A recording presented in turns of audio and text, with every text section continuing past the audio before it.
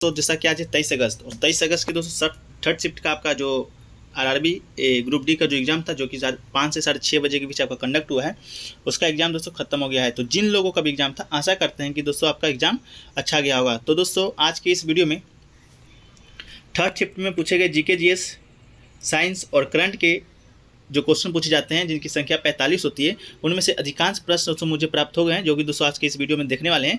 जो कि दोस्तों प्रश्न आपका 100% रियल और ऑथेंटिक प्रश्न है। और दोस्तों आपको इस वीडियो का पीडीएफ चाहिए तो ज़्यादा कुछ नहीं, आप हमारे चैनल को सब्सक्राइब कर लीजिए और दोस्तों व्हाट्सअप नंबर सामने दिया गया है, मैसेज कर दीजिए कि पीडीएफ चाहिए। ध्यान है दोस्तों, कॉल नहीं कीजिएगा ज़्यादा, फिर आप व्हाट्सअप को ही कीजिएगा। तो चलिए शुरू करते हैं आज के प्रश्न कैसे कैसे पूछे गए हैं थर्ड शिफ्ट में। तो दोस्तों जो पहला प्रश्न देखने को मिल रहा है वो मिल रहा है दोस्तों आपका कि इंडियन ओपन 2022 पुरुष एकल का विजेता कौन बना है। तो दोस्तों आपका ये प्रश्न पूछा गया था कि इंडियन ओपन 2022 का पुरुष एकल का विजेता खिताब किसने जीता है। तो दोस्तों भारत के युवा बैडमिंटन खिलाड़ी लक्ष्य सेन ने रविवार को कमाल कर डाला। उन्होंने विश्व चैंपियन लो किन यू को रोमांचक खिताब मुकाबले में हराकर इंडिया ओपन 2022 पुरुष एकल का खिताब जीत लिया है। तो दोस्तों लक्ष्मण सेन आपका बिल्कुल राइट आंसर होगा, जो कि दोस्तों इंडिया ओपन 2022 का पुरुष एकल का खिताब आप जीता है। इसके अलावा दोस्तों आपसे पूछा गया था आर्टिकल 80 से संबंधित आपका प्रश्न आया था कि आर्टिकल 80 का संबंध किससे है, या आपका प्रश्न आया होगा कि राज्यसभा में सदस्यों की संख्या कितना होता है। तो हड़बड़ाने की बात नहीं है, आपका जो अनुच्छेद 80 का जो संबंध है दोस्तों आपका राज्यसभा से है। राज्यसभा के सदस्यों की अधिकतम संख्या 250 निर्धारित की गई है, जिनमें से 12 सदस्य आपका राष्ट्रपति के द्वारा नाम निर्देशित किए जाते हैं और 238 सदस्य राज्यों के संघ और क्षेत्रों के प्रतिनिधित्व होते हैं। तो अनुच्छेद 80 आपका राज्यसभा के सदस्यों की संख्या से है। तो आपका जिन लोगों ने मारा होगा आपका बिल्कुल राइट आंसर होगा। इसके अलावा दोस्तों अगला शिफ्ट में शायद आपसे पूछा जा सकता है कि लोकसभा में सदस्यों की संख्या अधिकतम कितना होता है। तो लोकसभा की बात करें तो दोस्तों आपका अधिकतम संख्या 552 होता है, जिसमें 530 आपका हर जगह से निर्वाचित होते हैं। इसके अलावा दोस्तों 20 आपका केंद्र शासित प्रदेश से आते हैं। इसके अलावा दोस्तों आपका एंग्लो इंडियन आपका मनोनीत किए जाते हैं, जो कि दोस्तों हाल ही में एंग्लो इंडियन को जो मनोनयन होता है आपका ये लोकसभा में वो हट गया है शायद, तो आप एक बार देख लीजिएगा। इसके अलावा दोस्तों आपका आया था कि 9-11 इसके बाद दोस्तों आपका 19 और 37, तो मतलब कि 9-11 19 और 37 कौन सा तत्व है जो कि ए ग्रुप का नहीं है। तो दोस्तों आपका 9 में देखें तो आपका फ्लोरीन है, 11 में सोडियम है, 19 में दोस्तों आपका पोटेशियम है, और 37 में दोस्तों आपका रोवेडियम है। तो इनमें से आपको देखना था कि ए ग्रुप का नहीं है, तो इसमें दोस्तों आपका जो फ्लोरीन है, जो कि दोस्तों आपका ए ग्रुप का आपका नहीं है, तो फ्लोरीन आपका राइट आंसर होगा। इसके अलावा दोस्तों आपसे पूछा गया था कि नरसिम्हा राव किस पंचवर्षीय योजना से आपका जुड़े हुए थे। तो दोस्तों नरसिम्हा राव की बात करें तो ये दोस्तों आपका 8वीं पंचवर्षीय योजना से जुड़े हुए थे। आपके ऑप्शन में 8वीं था, शायद 5वीं था, 4वीं था या 6 था। तो आपका जो राइट आंसर होगा वो दोस्तों आपका 8वीं पंचवर्षीय योजना आपका बिल्कुल राइट आंसर होगा। तो सही है। 8वीं पंचवर्षीय योजना की बात करें तो ये आपका 1 अप्रैल 1992 से 31 मार्च 1997 तक चला था। योजना के अध्यक्ष भी नरसिम्हा राव थे। चलिए अगला क्वेश्चन है दोस्तों कि रक्त का थक्का जमने में कौन सा विटामिन आपको मदद करता है। तो इसका जो विटामिन है दोस्तों आपका विटामिन के, जो कि शरीर में सबसे ज़्यादा जरूरत रक्त का थक्का बनाने के लिए होता है। अगर विटामिन के शरीर में ना हो तो चोट लगने पर दोस्तों रक्त का थक्का न बनने की वजह से जो शरीर का सारा खून है वो आपका सब बाहर निकल जाएगा। तो दोस्तों विटामिन के आपका इसी में मदद करता है। इसके अलावा दोस्तों आपसे पूछा गया था ब्रह्मपुत्र नदी की सहायक नदी नहीं है। तो दोस्तों ब्रह्मपुत्र नदी की सहायक नदी नहीं है, तो ये आपका प्रश्न पूछा गया था। हालांकि उसमें शायद आपका एक कोई गंगा का सहायक नदी दिया गया था, वो आप कमेंट सेक्शन में बता दीजिएगा। हम ब्रह्मपुत्र नदी की सहायक नदी को देख लेते हैं। तब ब्रह्मपुत्र नदी की बात करें तो बांग्लादेश की सीमा में जमुना के नाम से दक्षिण में बहती हुई गंगा की मूल शाखा में पद्मा के साथ मिलकर बंगाल की खाड़ी में जा गिरती है। और सहायक नदी की बात करें तो सुवर्णश्री, तिस्ता, तोरसा, लोहित, बराक आदि ब्रह्मपुत्र नदी की उपनदियां हैं। तो कौन सा आपका ऑप्शन में नहीं था गंगा के जो सहायक नदी था, शायद गंडक शायद आपका था। तो बताइए कमेंट सेक्शन में आपका कौन सा आपका ऑप्शन में आया था। इसके बाद दोस्तों राजभाषा से आपका संबंध आया था कि राजभाषा की अनुच्छेद, तो देख लेते हैं। अनुच्छेद 343 से आपका राजभाषा संबंधित है। संघ की राजभाषा हिंदी और लिपि देवनागरी होगी। संघ के शासकीय प्रयोजनों के लिए प्रयोग होने वाले अंकों के रूप में भारतीय अंकों का अंतर्राष्ट्रीय रूप होगा। तो 343 दोस्तों आपका राजभाषा से संबंधित था।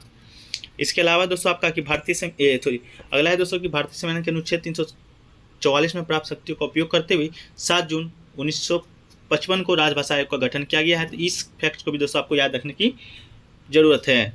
अगला है दोस्तों कि दीनबंधु क्या काम करते थे। तो इसका जो क्वेश्चन है दोस्तों आपका कंफर्म मालूम नहीं चल पाया है। तो दीनबंधु की बात करें दोस्तों तो आपका चार्ल्स फ्रीज एंड्रयूज को दोस्तों दीनबंधु के नाम से जाना जाता था। लेकिन दोस्तों चार्ल्स फ्री एंड्रयूज एक एंग्लिंग पुजारी, ईसाई मिशनरी, शिक्षक और समाज सुधारक तथा भारतीय स्वतंत्रता सेनानी थे। तो दीनबंधु के विषय में दोस्तों आप कमेंट सेक्शन में बताइएगा कि शायद यही आया था कि यह आपका दीनबंधु से रिलेटेड कोई और प्रश्न आया था। दीनबंधु की बात करें तो दोस्तों ये नाम उन्होंने महात्मा गांधी के द्वारा भारतीय स्वतंत्रता संग्राम में योगदान के लिए दिया गया था। तो ये अगर ये आया होगा तो ये दोस्तों आपका एक पुजारी थे और ईसाई मिशनरी के, इसके बाद शिक्षक थे, समाज सुधारक एवं भारतीय स्वतंत्रता सेनानी भी आपका थे।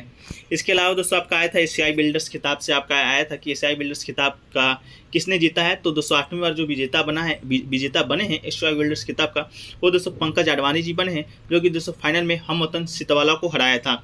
तो दोस्तों पिछला शिफ्ट में भी आपका ये प्रश्न पूछा गया था किसको हराकर पंकज आडवाणी ने 8वीं बार आपका एशियाई बिल्डर्स खिताब जीता था। तो हम वतन सितवाला को। लेकिन इस बार आया था कि 8वीं बार एशियाई बिल्डर्स का खिताब किसने जीता, तो पंकज आडवाणी आपका राइट आंसर होगा। इसके अलावा दोस्तों आपका आया था कि जल महल जो जैन धर्म से संबंधित आपको किसने बनवाया था। तो दोस्तों जल महल जैन धर्म का तो कोई लिंक नहीं मिल पाया है। लेकिन दोस्तों जल महल के बारे में बात करें तो जल महल राजस्थान की राजधानी जयपुर के मानसागर झील के स्थित सुप्रसिद्ध ऐतिहासिक महल है। अरावली पहाड़ियों के गर्भ में स्थित यह महल झीलों के बीचों बीच होने के कारण आइबोल भी कहा जाता है। इसे रोमांटिक महल भी कहा जाता है। ये दोस्तों आपका जय सिंह के द्वारा निर्मित यह मध्यकालीन महलों की तरह मेहराबों, मूर्छों, छतरी एवं सीढ़ीदार जीनों से युक्त 2 मंजिला वर्गाकार रूप से निर्मित भवन है। तो इसका जो निर्माण दोस्तों आपका जय सिंह के द्वारा कराया गया था। अगर ये आपका ऑप्शन में था तो सही है, अगर नहीं था तो किन को आप याद है तो कमेंट सेक्शन में बताने का कष्ट करेंगे। अगला दोस्तों अवनी लखेरा से संबंधित प्रश्न आया था। तो अवनी लखेरा का बात करें दोस्तों तो ये आपका टोक्यो पैरा ओलंपिक 2020 में बहुत अच्छा प्रदर्शन करते हुए निशानेबाज में दोस्तों गोल्ड मेडल जीत लिया था। तो टोक्यो पैरा ओलंपिक 2020 में दोस्तों का गोल्ड मेडल विजेता है निशानेबाजी में अवनी लखेरा। अवनी लखेरा ने दोस्तों आपका 10 metre air rifle class H1 में स्वर्ण पदक हासिल कर इतिहास को रच दिया था। अवनी लखेरा दोस्तों आपका इसके साथ ही साथ अवनी लखेरा की बात करें तो राजस्थान से बिलोंग करती है और ये दोस्तों बेटी बचाओ बेटी पढ़ाओ परियोजना के ब्रांड एम्बेसडर भी हैं अवनी लखेरा। अगला है दोस्तों की सबसे ज़्यादा वर्षा दक्षिण पश्चिम मानसून जो आपका दक्षिण पश्चिम मानसून आता है उससे के कारण दोस्तों सबसे ज़्यादा वर्षा कहाँ होता है। तो इसका जो आपका राइट आंसर था पश्चिमी घाट, मतलब कि वेस्टर्न घाट आपका राइट आंसर था। तो वेस्टर्न घाट जो मारे होंगे आपका बिल्कुल राइट आंसर होगा। इसके बाद दोस्तों आपका एक प्रश्न आया था कि आरबीआई ने कौन सी बैंक को फरवरी में आपका ये विलय या किस प्रकार का कोई प्रश्न आपका आया था। तो जिसका जो आंसर दोस्तों आपका होगा स्मॉल फाइनेंस बैंक आपका बिल्कुल राइट आंसर होगा।